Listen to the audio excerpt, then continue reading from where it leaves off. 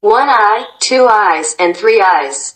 There was once a woman who had three daughters, the eldest of whom was called One Eye, because she had only one eye in the middle of her forehead, and the second, Two Eyes, because she had two eyes like other folks, and the youngest, Three Eyes, because she had three eyes, and her third eye was also in the center of her forehead.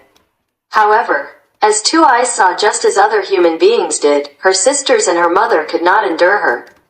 They said to her, "Thou, with thy two eyes, art no better than the common people. Thou dost not belong to us." They pushed her about, and threw old clothes to her, and gave her nothing to eat but what they left, and did everything that they could to make her unhappy. It came to pass that Two Eyes had to go out into the fields and tend the goat, but she was still quite hungry, because her sisters had given her so little to eat. So she sat down on a ridge and began to weep, and so bitterly that two streams ran down from her eyes. And once when she looked up in her grief, a woman was standing beside her, who said, "Why art thou weeping, little Two Eyes?" Two Eyes answered, "Have I not reason to weep, when I have two eyes like other people, and my sisters and mother hate me for it, and push me from one corner to another, throw old clothes at me, and give me nothing to eat but the scraps they leave? Today they have given me so little that I am still quite hungry." Then the wise woman said, "Wipe away thy tears, Two Eyes, and I will tell thee something to stop thee ever suffering from hunger again. Just say to thy goat, 'Bleat, my little goat, bleat, cover the table with something to eat, and then a clean well-spread little table will stand before thee, with the most delicious food upon it, of which thou mayest eat as much as thou art inclined for, and when thou hast had enough, and hast no more need of the little table, just say, Bleat, bleat, my little goat, I pray, and take the table quite away, and then it will vanish again from thy sight.'" Hereupon the wise woman departed.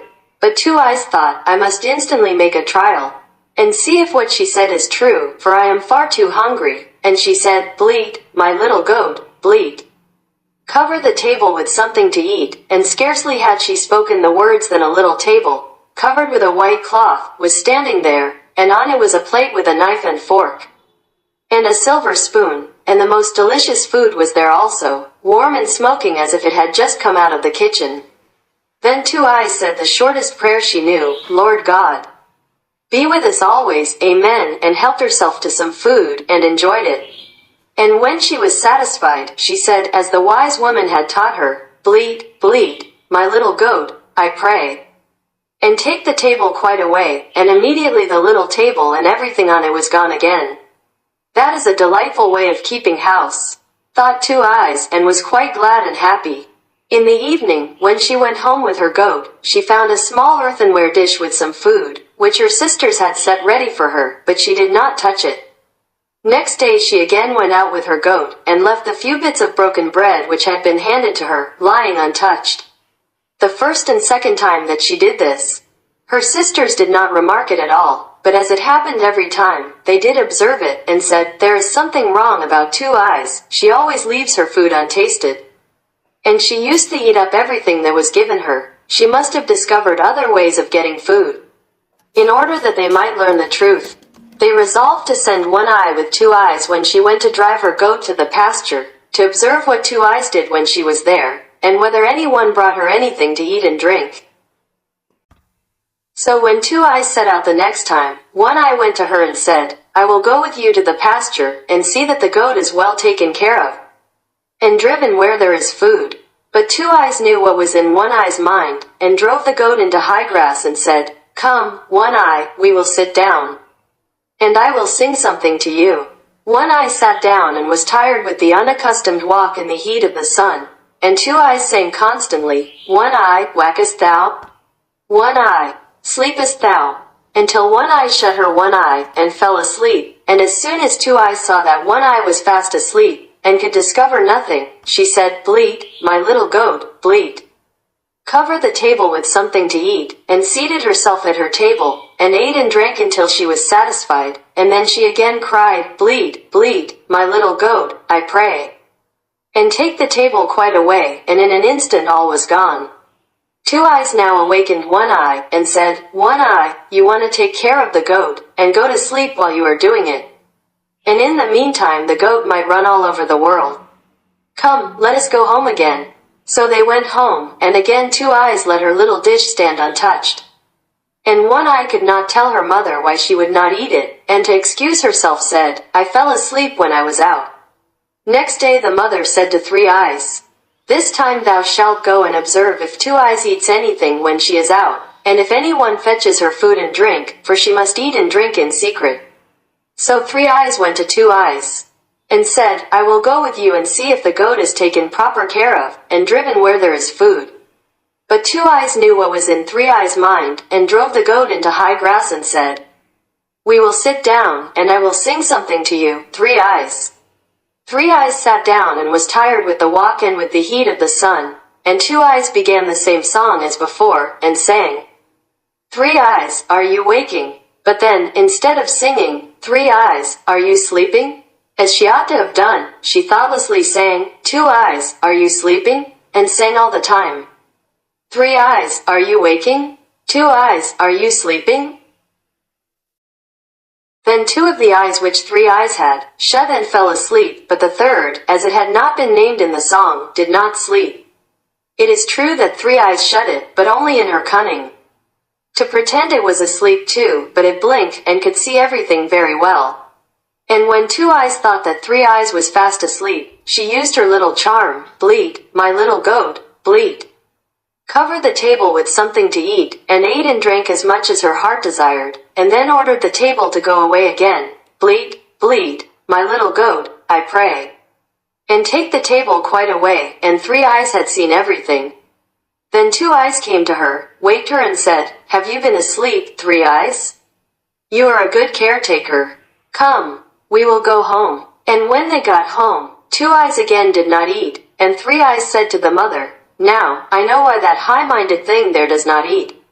When she is out, she says to the goat, Bleat, my little goat, bleat, cover the table with something to eat, and then a little table appears before her covered with the best of food. Much better than any we have here, and when she has eaten all she wants, she says, Bleat, bleat, my little goat, I pray, and take the table quite away, and all disappears. I watched everything closely. She put two of my eyes to sleep by using a certain form of words, but luckily the one in my forehead kept awake. Then the envious mother cried, Dost thou want a fare better than we do? The desire shall pass away, and she fetched a butcher's knife, and thrust it into the heart of the goat, which fell down dead. When Two Eyes saw that, she went out full of trouble, seated herself on the ridge of grass at the edge of the field, and wept bitter tears. Suddenly the wise woman once more stood by her side, and said, Two Eyes, why art thou weeping? Have I not reason to weep? She answered, The goat which covered the table for me every day when I spoke your charm, has been killed by my mother. And now I shall again have to bear hunger and want. The wise woman said, Two Eyes, I will give thee a piece of good advice. Ask thy sisters to give thee the entrails of the slaughtered goat, and bury them in the ground in front of the house, and thy fortune will be made. Then she vanished, and Two Eyes went home and said to her sisters, Dear sisters, do give me some part of my goat. I don't wish for what is good, but give me the entrails. Then they laughed and said, If that's all you want, you can have it. So Two Eyes took the entrails and buried them quietly in the evening, in front of the house door, as the wise woman had counseled her to do. Next morning, when they all awoke, and went to the house door, there stood a strangely magnificent tree with leaves of silver, and fruit of gold hanging among them, so that in all the wide world there was nothing more beautiful or precious. They did not know how the tree could have come there during the night. But Two Eyes saw that it had grown up out of the entrails of the goat, for it was standing on the exact spot where she had buried them. Then the mother said to One Eye, Climb up, my child, and gather some of the fruit of the tree for us. One Eye climbed up, but when she was about to get hold of one of the golden apples, the branch escaped from her hands, and that happened each time, so that she could not pluck a single apple, let her do what she might. Then said the mother, Three Eyes, do you climb up? You with your 3 eyes can look about you better than One Eye.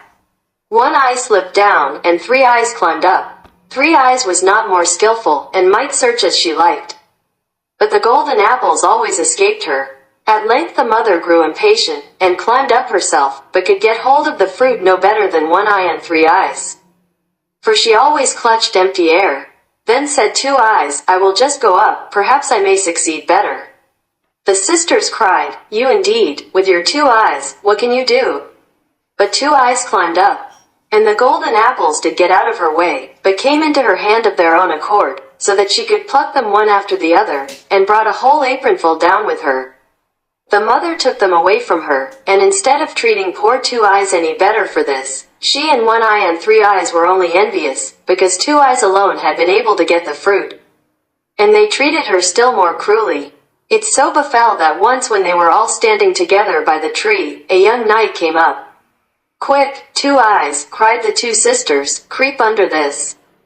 And don't disgrace us. And with all speed they turned an empty barrel which was standing close by the tree over poor Two Eyes, and they pushed the golden apples which she had been gathering under it too. When the knight came nearer he was a handsome lord, who stopped and admired the magnificent gold and silver tree, and said to the 2 sisters, To whom does this fine tree belong? Anyone who would bestow one branch of it on me might in return for it ask whatsoever he desired.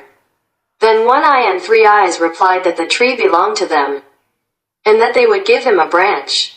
They both took great trouble, but they were not able to do it, for the branches and fruit both moved away from them every time.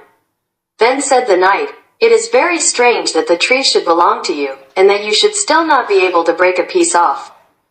They again asserted that the tree was their property.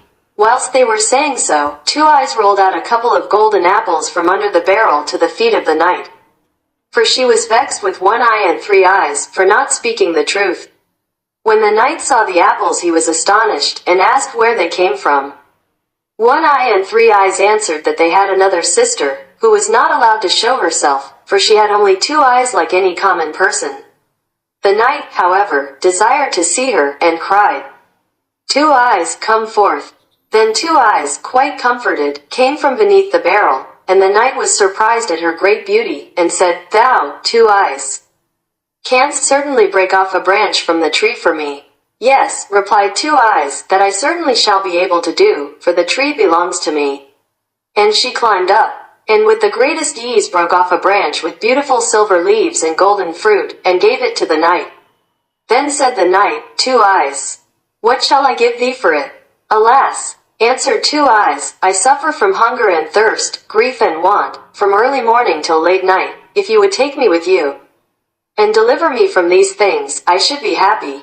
So the knight lifted Two Eyes onto his horse, and took her home with him to his father's castle, and there he gave her beautiful clothes, and meat and drink to her heart's content, and as he loved her so much he married her, and the wedding was solemnized with great rejoicing. When Two Eyes was thus carried away by the handsome knight, her 2 sisters grudged her good fortune in downright earnest. The wonderful tree, however, still remains with us, thought they, and even if we can gather no fruit from it, still everyone will stand still and look at it, and come to us and admire it. Who knows what good things may be in store for us?